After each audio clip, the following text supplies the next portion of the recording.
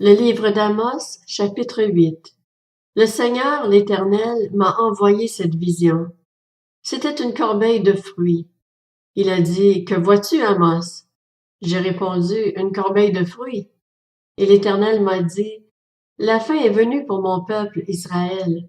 Je ne lui pardonnerai plus. Ce jour-là, les chants du palais seront des gémissements, déclare le Seigneur, l'Éternel. On jettera partout en silence une multitude de cadavres. Écoutez ceci, vous qui dévorez le pauvre et qui ruinez les malheureux du pays. Vous dites, quand le début du mois sera-t-il passé, afin que nous puissions vendre du blé? Quand finira le sabbat, afin que nous puissions ouvrir les greniers?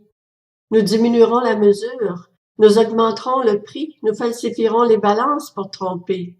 Puis nous achèterons les faibles pour de l'argent et le pauvre pour une paire de sandales, et nous vendrons le déchet du blé. L'Éternel l'a juré par la gloire de Jacob, je n'oublierai jamais aucun de leurs actes. Le pays, à cause de cela, ne sera-t-il pas ébranlé? Et tous ses habitants, ne seront-ils pas dans le deuil? Le pays montera tout entier comme le Nil, il se soulèvera et s'affaissera comme le fleuve d'Égypte. Ce jour-là, déclare le Seigneur, l'Éternel, je ferai coucher le soleil à midi, et j'obscurcirai la terre en plein jour. Je changerai vos fêtes en deuil, et tous vos chants en lamentation. Je couvrirai de sacs toutes les tailles, et je raserai toutes les têtes. Je mettrai le pays dans le deuil comme pour un fils unique, et sa fin sera comme un jour d'amertume. Les jours viennent, déclare le Seigneur, l'Éternel, où j'enverrai la famine dans le pays. Non pas la faim du pain et la soif de l'eau, mais la faim et la soif d'entendre les paroles de l'Éternel. Ils erreront alors d'une mer à l'autre, du nord à l'est.